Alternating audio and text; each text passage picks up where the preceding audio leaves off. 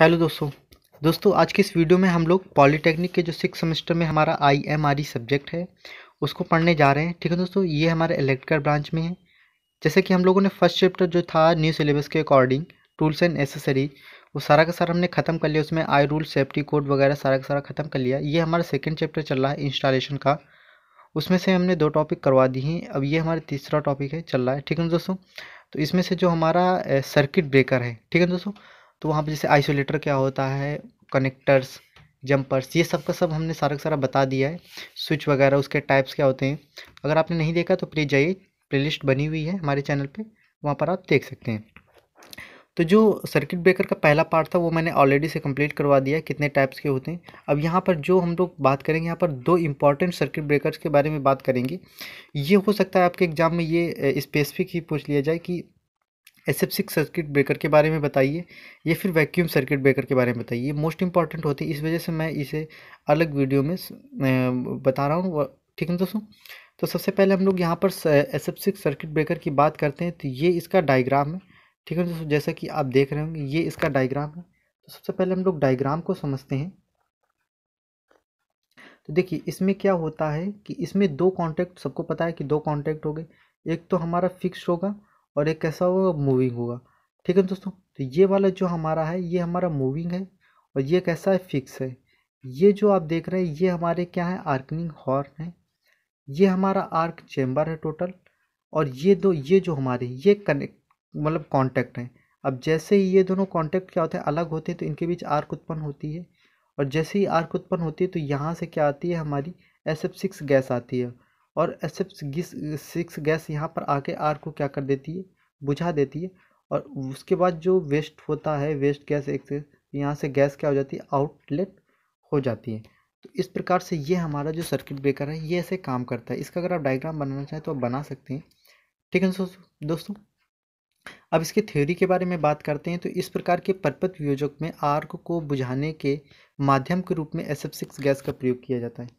यहाँ पर हम लोग जो टाइप्स पढ़ रहे हैं वो हम लोग आर्क को बुझाने के टाइप मतलब कैसे आर्क को बुझाएंगे, किस मटेरियल के द्वारा, उसके आधार पर पढ़ रहे हैं। तो उसी के आधार पर जहाँ यहाँ पर है, यहाँ पर आर्क को हम लोग SF6 गैस के द्वारा बुझा, ब्रेकर का नाम हमारा SF6 सर्किट ब्रेकर है। अब देखो SF6 की जो सबसे बड़ी हाई क्वालिटी होती है ये क्या होती है कि SF6 एक इलेक्ट्रोनेगेटिव गैस है। ठीक है ना दोस्तों, जिसके अंदर क्या कर सकता है कि मुक्त इलेक्ट्रॉनों को अवशोषित करने की बेजोड़ शक्ति होती है। अब जब हमारा आर्क बनती है तो क्या है, आर्क हमारा कहीं ना कहीं इलेक्ट्रॉन, आर्क में इलेक्ट्रॉन ही होते हैं और SF6 उसको बहुत ही अच्छे से एब्जॉर्व कर सकती है, यानी कि एक इलेक्ट्रोनेगेटिव गैस है। अब जैसे ही कोई आर्क बना वहाँ से इलेक्ट्रॉन को इसने क्या कर दिया, सारे के सारे एब्जॉर्व कर लिया और गैस हमारी मतलब जो आर्क है वो बुझ जाती है। वियोजक के संपर्क उच्च दाब के SF6 गैस के द्वारा अंदर खुलते हैं। जैसे ही दोनों संपर्क एक दूसरे से अलग होते हैं आर्क उत्पन्न होती है। आर्क में उपस्थित मुक्त इलेक्ट्रॉन SF6 गैस के द्वारा तेजी से अवशोषित कर लिया जाता है।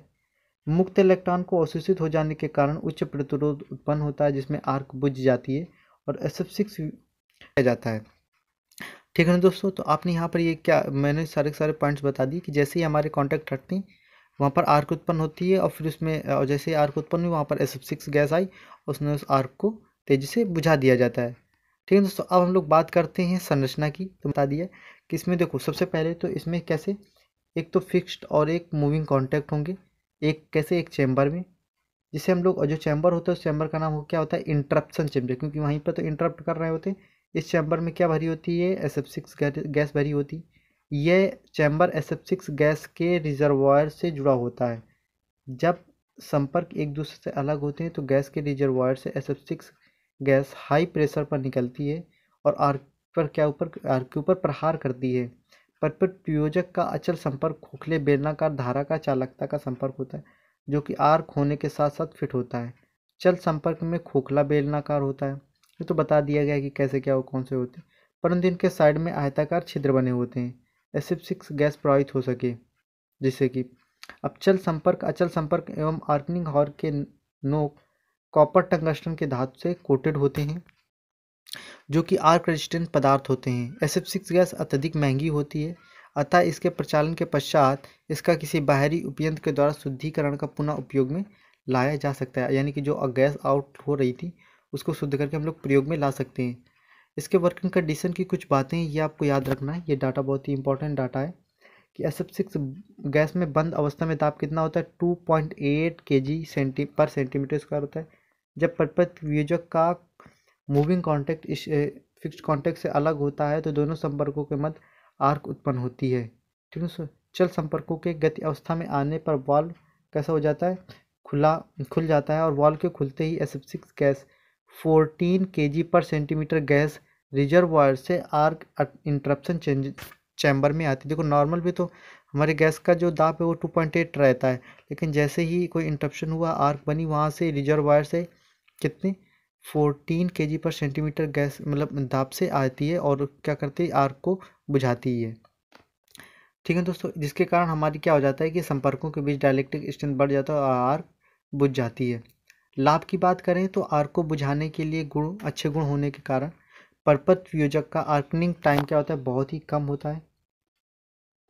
ठीक है दोस्तों, SF6 गैस की डाइलेक्ट्रिक स्ट्रेंथ एयर की अपेक्षा कैसी 2 से 3 गुना अधिक होती है।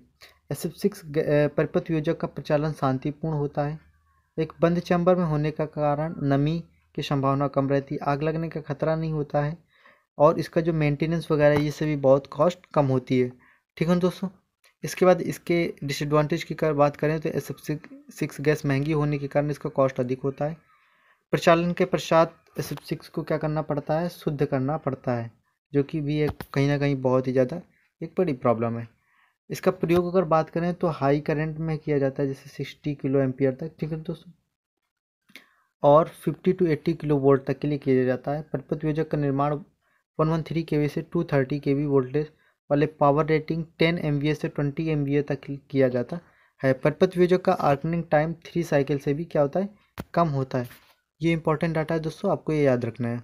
अब बात करते हैं वैक्यूम सर्किट ब्रेकर की। तो देखिए जैसे यहाँ पर हम लोग जो आर्क को बुझाएंगे, आर्क को बुझाने वाले वहाँ पर क्या होगा, वहाँ पर वैक्यूम होगा, यानी वहाँ पर कुछ भी नहीं होगा। अब इसके बारे में अब सबसे पहले हम लोग थ्योरी बात करेंगे। चलो इसमें पहले ये भी देख लेते हैं हम लोग, इसका ये देख लेते हैं। डायग्राम आप देख रहे होंगे, ये आप देखिए, ये पहला एक पूरा इंसुलेटेड क्या है, एक वेसल है। इंसुलेटेड वेसल का मतलब होता है अचालक बर्तन, यानी कि जो इसकी ये दीवारें आप देख रहे हैं ना, अचालक पदार्थों की होंगी।